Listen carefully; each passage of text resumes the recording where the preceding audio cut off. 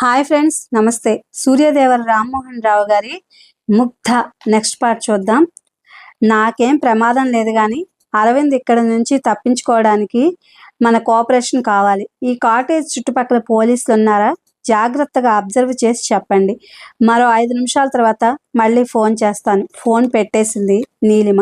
వెంటనే ముగ్గురు అమ్మాయిలు లేచి ఆ కాటేజీలకు వచ్చే 3 దారులను నిశితంగా పరిశీలించారు. అక్కడికి 1 కిలోమీటర్ దూరంలో మాత్రం పోలీసులు హడావిడిగా తిరుగుతున్నారు. మళ్ళీ 5 నిమిషాల తర్వాత ఫోన్ మోగింది. పోలీసులు సెర్చింగ్ మొదలైంది. ఈ కాటేజీల దగ్గర లేరు కానీ దూరంగా క్యాంటీన్ దగ్గర ఉన్నారు చెప్పింది ముగ్ధ. అయితే మేము ఈ కాటేజీలోంచి మన కాటేజీలోకి వస్తాం, బీ కేర్ఫుల్. 10 నిమిషాలు గడిచినాయి. 75వ నెంబర్ కాటేజ్ తలుపులు తెరుచుకున్నాయి. అందులో నుంచి మొదట నీలిమ బయటకు వచ్చింది.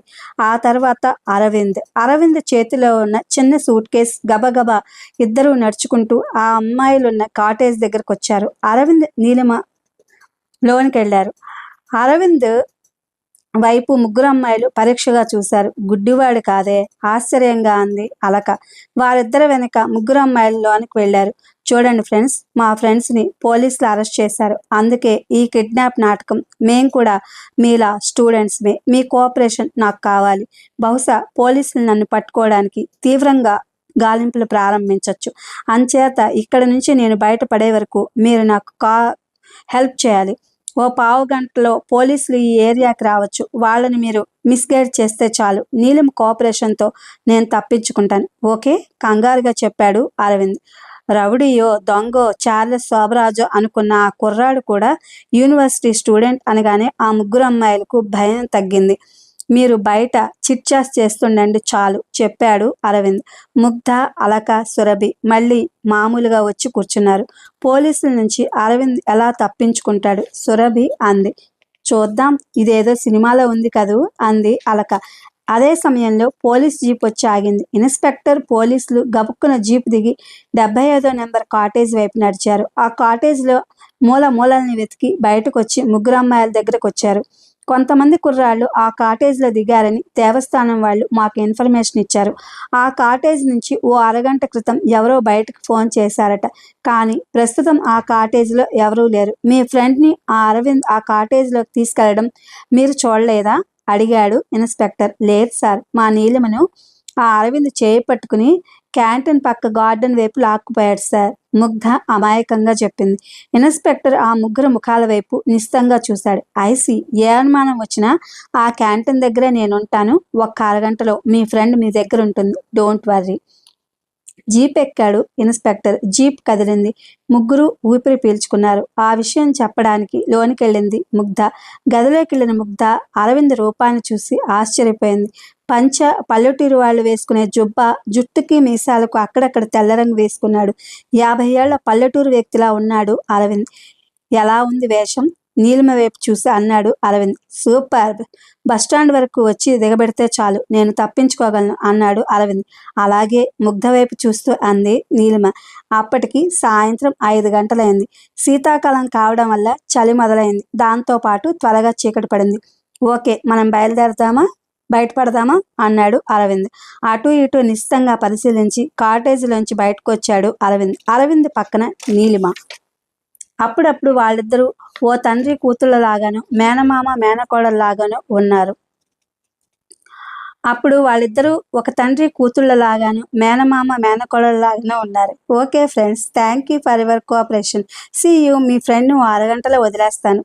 చేతిలో హ్యాండ్ స్టిక్ పట్టుకుని ముసలి వ్యక్తి లాగే ముందుకు నడిచాడు అరవింద్. ఆ పక్కన నీలిమ. ముగ్ధ, అలక, సురభి వెళుతున్న ఆ ఇద్దరి వైపు ఆశ్చర్యంగా, సంభ్రమంగా చూస్తున్నారు. ఇద్దరూ రోడ్డు మీదకి వచ్చారు. ఆ రోడ్డు అక్కడ 2గా విడిపోయింది. ఒక రోడ్డు క్యాంటీన్ వైపు వెళ్తే రెండో రోడ్డు సరిగ్గా బస్టాండ్ దగ్గరకు తీసుకెళ్తోంది. ఈ రోడ్లో కొండ కిందకు వెళ్లే బస్సులు వస్తాయి. మధ్యలోనే బస్సు ఆపి నేను ఎక్కుతాను. పోలీసులు గనక నేను దొరక్కపోతే కొండ కిందకు దిగగానే నేను ఫోన్ చేస్తాను. లేకపోతే రేపటి పేపర్ చూడండి. ఓకే. ఆ మాటల్ని వింటూ మౌనంగా నడుస్తోంది నీలిమ. ఓ 10 నిమిషాలు నడిచారు. వెనక నుంచి దేవస్థానం బస్సు వస్తోంది. చెయ్యి ఎత్తి ఆపమన్నట్టుగా సంజ్ఞ చేసింది నీలిమ. బస్సు ఆగింది. Okay Neelima, thanks. నా ఫోన్ నెంబరు, అడ్రస్ ఇచ్చాను కదా. హైదరాబాద్ వస్తే కలవండి. ఒకవేళ నేను తిరుపతిలో ఉంటే మిమ్మల్ని కలుస్తాను. గబగబా అనేసి బస్సు ఎక్కాడు అరవింద్. వెళ్తున్న బస్ వైపు చూస్తూ నిల్చుంది నీలిమ. అరవింద్ భలే గమ్మత్తైన మనిషి, వండర్ బాయ్. అకస్మాత్తుగా నీలిమ పెదవుల మీదకు నవ్వు వచ్చింది. ఈ విచిత్రమైన స్వయంవరంలో తను ఎన్నుకున్న వ్యక్తి అరవింద్. ఇప్పుడు అరవింద్ నీలిమ పక్క పక్కన నడుస్తున్నప్పుడు చూసావు కదా, అరవింద్ ఇంటిమేట్ జోన్లోకి వెళ్ళిపోయినట్టుంది కదూ నీలిమ, ముగ్ధని అడిగింది సురభి. కరెక్ట్, నేను అదే ఆలోచిస్తున్నాను. నీలిమ రాగానే మనకు అరవింద్ గురించి చెప్తుంది చూడు, ముగ్ధ అంది. అదే సమయంలో రోడ్డు దాటి కాటేజ్ వైపు వస్తోంది నీలిమ. అరవింద్ వెళ్ళిపోయాడా? ఆత్రంగా అడిగింది అలక. ఓ అరగంట తర్వాత కానీ ఏ విషయం మనకు తెలియదు అంటూ కుర్చీలో చేరబడింది నీలిమ. అరగంట గడిచింది. నలుగురు అమ్మాయిలు ఫోన్ వైపే చూస్తున్నారు. నీలిమకు మరీ ఆత్రంగా ఉంది. సరిగ్గా ఓ గంటన్నర తర్వాత పోలీస్ జీప్ వచ్చి ఆ కాటేజ్ ముందు ఆగింది. ఇన్స్పెక్టర్ పరుగున వచ్చాడు. నన్ను అరగంట క్రితం వదిలేసి ఆ వ్యక్తి వెళ్ళిపోయాడండి, నెమ్మదిగా చెప్పింది నీలిమ. మరి ఆ విషయం వెంటనే మాకెందుకు రిపోర్ట్ చేయలేదు? కోపంగా అడిగాడు ఇన్స్పెక్టర్. ఎన్నిసార్లు ఫోన్ చేసినా పోలీస్ స్టేషన్లో ఎవరు ఫోన్ లిఫ్ట్ చేయడం లేదు. టక్కున అబద్ధం ఆడింది ముగ్ధ. అందరూ బయటుంటే స్టేషన్లో ఎవరుంటారమ్మా, ఆ క్యాంటీన్ దగ్గరే ఉంటానని చెప్పాను కదా. విసుక్కుని ఎంతో వేగంతో వచ్చాడో అంతే వేగంతో జీప్ దగ్గరికి వెళ్ళాడు ఇన్స్పెక్టర్. ఏ గొడవ జరగనందుకు అమ్మాయిలందరూ ఊపిరి పీల్చుకున్నారు. అరవింద్ క్షేమంగా తిరుపతి టౌన్ చేరి ఉంటాడా లేదా? ఫోన్ చేస్తానన్నాడు, ఇంతవరకు ఫోన్ చేయలేదు. దారిలో గాని పోలీసులు పట్టుకోలేదు కదా. ఎన్నెన్నో ప్రశ్నలు. ఏదో భయంగా ఉంది నీలిమకు. సాయంత్రం 5 గంటలైనా అరవింద్ దగ్గర నుంచి ఫోన్ రాలేదు. ఆ భయం మరీ ఎక్కువైంది. కాటేజ్ వరండాలో ముగ్గురు కూర్చుని సీరియస్గా ఆలోచిస్తున్నారు. గజిబిజిగా తిరుగుతున్న వ్యక్తి మాత్రం నీలిమ. నేను జయాధ్యక్షను కలుస్తాను, కుర్చీలోంచి లేస్తూ అందరికీ వినబడేట్టు అంది Alaka. Wish you all the best, Surabhi టక్కున అంది. మళ్ళీ ఎన్ని గంటలకు వస్తావు? నువ్వు ఎర్లీగా వస్తే అందరం కలిసి డిన్నర్ చేద్దాం, ముగ్ధ అంది. ఒక అరగంటలో వచ్చేస్తా. హుషారుగా హ్యాండ్ బ్యాగ్ తీసుకుని మెట్లు దిగింది అలక. అలక ఒంటరిగా జయాధ్యక్ష దగ్గరికి వెళ్తుంటే ముగ్గురు అమ్మాయిల్లో ఏదో తెలియని అలజడి చోటు చేసుకుంది. కానీ రోడ్డు మీద నడుస్తున్న అలక మనసు మాత్రం పురివిప్పిన నెమలిలా ఉంది. గెస్ట్ హౌస్లో జయాధ్యక్ష ఆత్రంగా అలక కోసం ఎదురు చూస్తున్నాడు. మొట్టమొదటిసారి ఇష్టపడిన మగవాడి దగ్గరికి వెళ్ళి టీనేజ్ అమ్మాయిలా అన్న టైం కన్నా ముందే మీటింగ్ పాయింట్కి వస్తారా అన్న ఆ విషయం బాగా తెలుసుకున్నాడు జయాధ్యక్ష. మరి అలక ఇంతవరకు రాలేదు. ఎంచేత? రకరకాలుగా ఆలోచిస్తున్నాడు జయాధ్యక్ష. తన అనుభవం ప్రకారం, తన అంచనా ప్రకారం మరో 5 నిమిషాల్లో అలక తన దగ్గరకు వస్తుంది. అలక రాగానే ఏం చేయాలో, ఎలా ఆమెను సమ్మోహితురాల్ని చేయాలో అప్పటికే నిర్ణయించుకున్నాడు జయాధ్యక్ష. ఆడపిల్లలు ఏ మాటలకు లొంగిపోతారో, ఏ చేష్టలకు ఆకర్షణకు గురవుతారో, ఇంకా ఆకర్షణ ఎలా పెంచుకుంటారో, వాళ్ళను ఎలా మెస్మరైజ్ చేయాలో జయాధ్యక్షకు బాగా తెలుసు. అతడికి అప్పటికే ఎంతోమంది ఆడపిల్లలతో సంబంధాలున్నాయి. అతను ఎక్కడ ఎప్పుడుంటాడో, ఏం చేస్తుంటాడో ఎవరికీ తెలియదు. కానీ దేశంలోని ముఖ్యమైన పట్టణాల్లో అతనికి గర్ల్ ఫ్రెండ్స్ ఉన్నారు. అందులో పెళ్ళైన వాళ్ళు ఉన్నారు. అది విచిత్రం. కానీ ఒకరికి తెలియకుండా చాలా జాగ్రత్తలు తీసుకుంటాడు. ఆ జాగ్రత్తలన్నీ అతని భాషలో చెప్తే అందం కోసం తీసుకునే అందమైన జాగ్రత్తలు. నువ్వు ఇష్టపడిన అమ్మాయిని ముందు జాగ్రత్తగా అబ్జర్వ్ చేయి. ఆ అమ్మాయి ఏ వర్గానికి చెందిందో నిర్ధారించుకోవడం ముఖ్యం. ఆ తర్వాత ఆ అమ్మాయి వయసు, ఇష్టాలు, దుస్తులు, ఫ్యాషన్ల పట్ల అమ్మాయికున్న అభిరుచి, నువ్వంటే ప్రత్యేకంగా ఎందుకు ప్రేమ కానీ అభిమానం కానీ చూపుతోందో తెలుసుకో. ఏ వయసు వాళ్ళైనా స్త్రీలు మొట్టమొదట పొగడ్తలకు లొంగిపోతారు. ప్రేమలో ఇది మరీ ముఖ్యం. మరీ అతిగా పొగిడితే అసలుకే మోసం. మళ్ళీ నువ్వు పొగిడితే బావుండు అనిపించేటంత మాత్రమే నీ పొగడ్త ఉండాలి.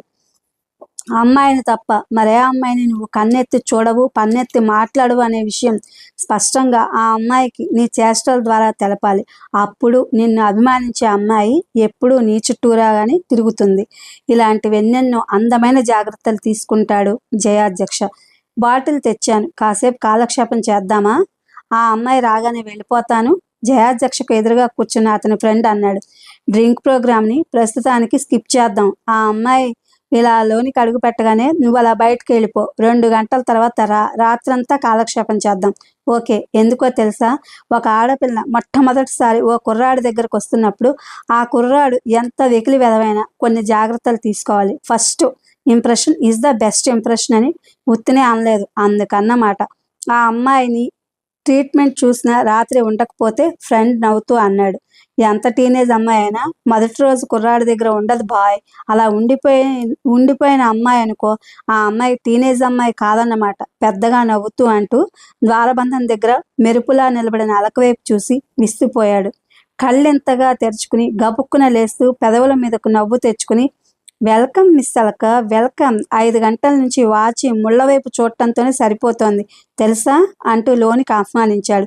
జయాధ్యక్ష అతని మిత్రుడిని నెమ్మదిగా పక్క నుంచి జారుకున్నాడు. అన్న టైంకే వచ్చాను కదా. గదిలోని సోఫాల్ని చూస్తూ ఓ సోఫా మీద కూర్చుంది అలక. మీరు అన్న టైంకే వచ్చారు, కానీ నా ఆతృత ఆగదు కదా. రెండోసారి మిమ్మల్ని ఎంత త్వరగా చూస్తానే అనే ఆరాటం ముళ్ళలా పొడుస్తుంటే వాచి ముళ్ళ వైపు చూస్తూ కూర్చున్నానన్నమాట. మగ్లోని చల్లటి నీళ్ళని గ్లాసులో పోసి ఆమెకిస్తూ అన్నాడు జయాధ్యక్ష. నవ్వుతూ ఆ గ్లాస్ అందుకుంది. ఆమె నీళ్లు తాగుతున్నప్పుడు ఆమెను చూసి చూడనట్టుగా చూస్తున్నాడు జయాధ్యక్ష. ఒక అమ్మాయిని చూసి చూడనట్లుగా చూస్తున్నట్లుగా ఆ అమ్మాయిని పసిగట్టేటట్టు చూస్తేనే ఆ అమ్మాయి బాగా ఆనందిస్తుంది. ఆ విషయంలో ఎక్స్పర్ట్ జయాధ్యక్ష.